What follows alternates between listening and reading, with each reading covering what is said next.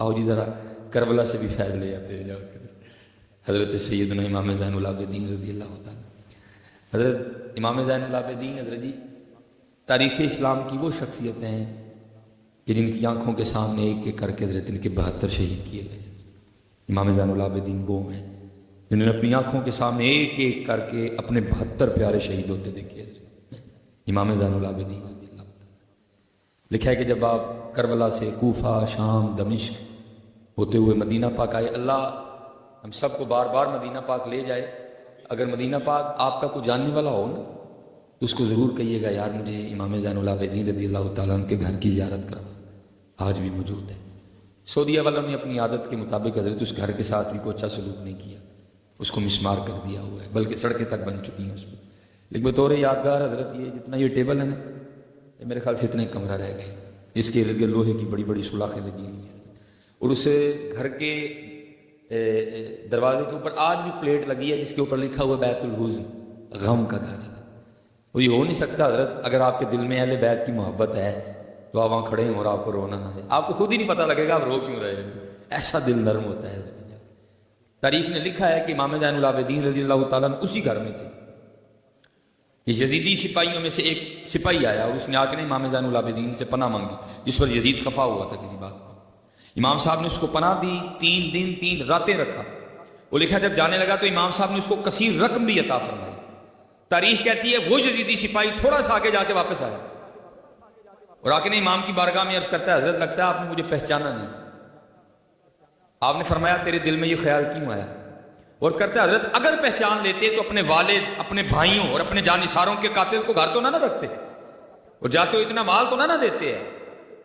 نہیں پہچانا اسی لیے تو رکھا ہے نا. آپ نے آگے سے جواب نہیں ارشاد. آپ نے فرمایا سن لو جب تو نے میرے بابا حضرت سیدنا امام حسین رضی اللہ تعالیٰ عنہ پہ تلوار کا پہلا وار کیا تھا میں تو تب کا تجھے پہچانتا ہوں. فرق صرف اتنا ہے وہ تیرا کردار تھا یہ میرا کردار ہے. اللہ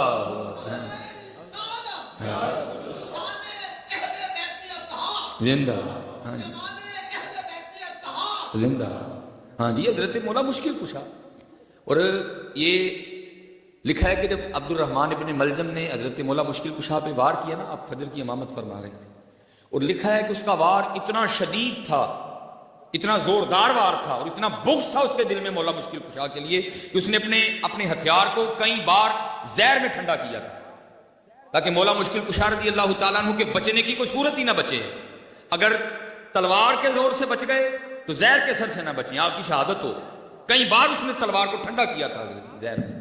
وہ کھڑا تھا پہلے چھپا، حضرت مولا مشکل کشا امامت فرما رہے تھے. اس نے اور کتابوں میں لکھا ہے وار اتنا شدید تھا کہ اس کا جو ہتھیار تھا نا جو اس کی تلوار تھی وہ مولا مشکل کشا رضی اللہ تعالیٰ عنہ کے سر مبارک کو کاٹتی کاٹتی آپ کے کن پٹی تک آئی. یا مووین یا ڈیکلوفینک سوڈیم یا ڈیکلوفینک پوٹاشیم ایجاد ہو کچھ بھی نہیں تھا. اب خود تصور کریں مولا مشکل کشا کو کتنی تکلیف ہوئی ہوگی. یہ گرفتار ہو گیا. مولا مشکل کشا چارپائی پہ تھے، آپ کی بارگاہ میں پانی کا پیالہ لایا گیا. آپ کی نظر اس کے چہرے پہ پڑی.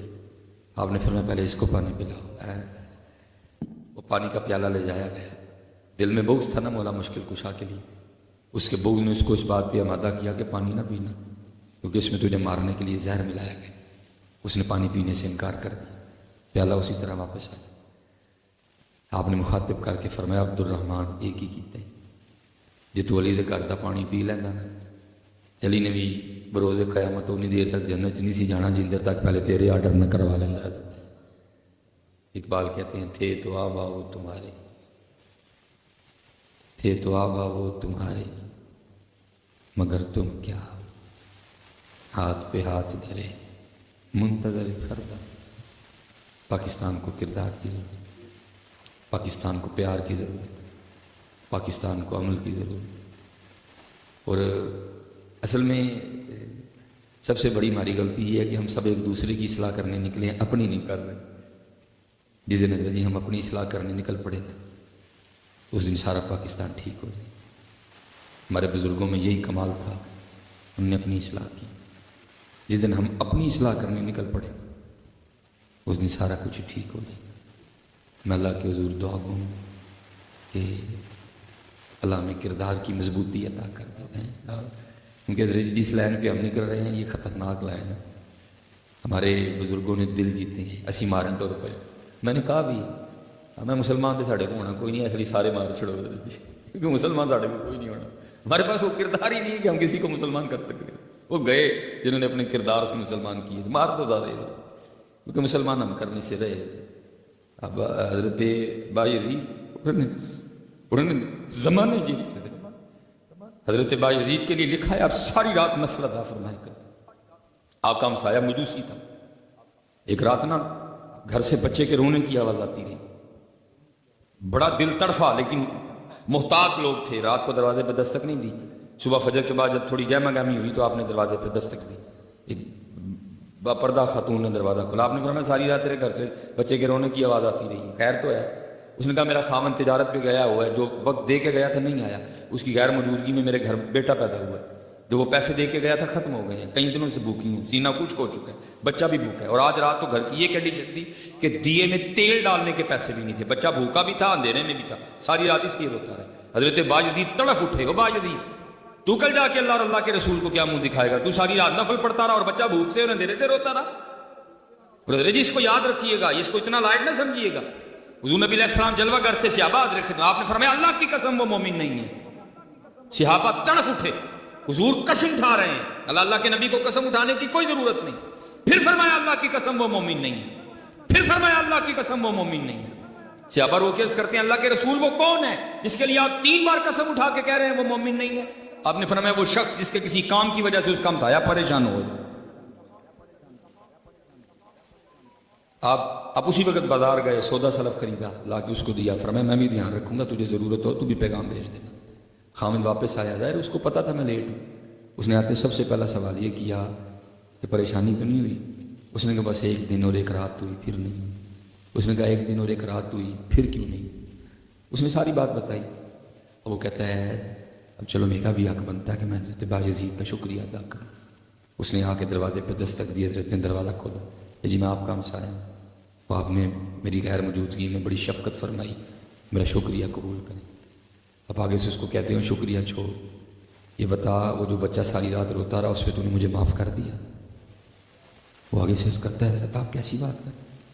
آپ نے فرمایا جن سے ہم نے دین پڑھا انہوں نے جن سے پڑھا ان کو صحابہ کہتے ہیں.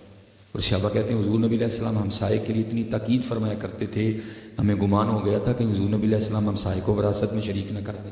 اور بايزيد ساری رات نفلیں پڑھے اور چھوٹا سا بچہ ساری رات بھوک اور اندھیرے سے روتا رہا. میں کل جا کے اللہ اور اللہ کے رسول کو کیا منہ دکھاؤں گا؟ تو شکریہ کو چھوڑ، بس یہ بتا دل سے معاف کر دیا؟ اب پھر وہ بھی آگے سے کرتا ہے حضور پھر آپ بھی معافی کو چھوڑیں، آپ بھی مجھے کلمہ پڑھا کے سونے دین میں داخل کر لیں. ہر کردار نہیں ہے، ہر کردار نہیں. اب بس دعا فرمائیں اللہ میں کردار کی مضبوطی عطا کرے. اس وقت کردار کی ضرورت،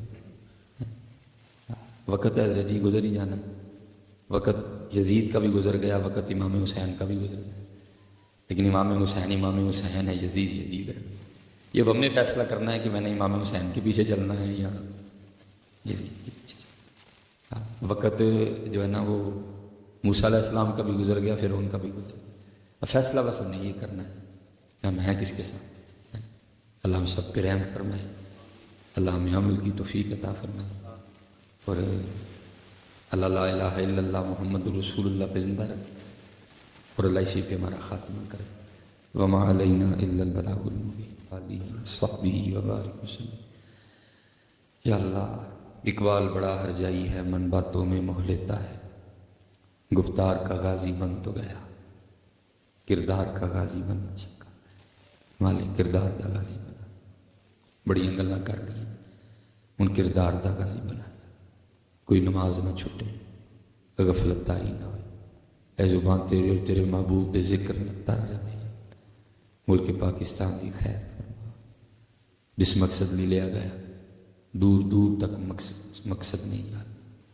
یا اللہ ظلم میں انصاف میں مولا فضل فرما، مولا کرب. میرے مالک اس ملک نو پس دیاں ویکھے، اس ملک نو سی لٹ دیاں ویکھے. یا اللہ دیاں بہاراں بھی دکھا، ادا عروج بھی دکھا. یا میرے عرب کو آئی ٹھنڈی ہوا جہاں سے، میرا وطن وہی ہے، میرا وطن کہ اللہ دیاں بہاراں دکھا ایدا عروج دکھا سکتا جب ہو دم واپسی یا اللہ لب پہ لا الہ الا اللہ محمد رسول اللہ صلی اللہ علیہ وسلم.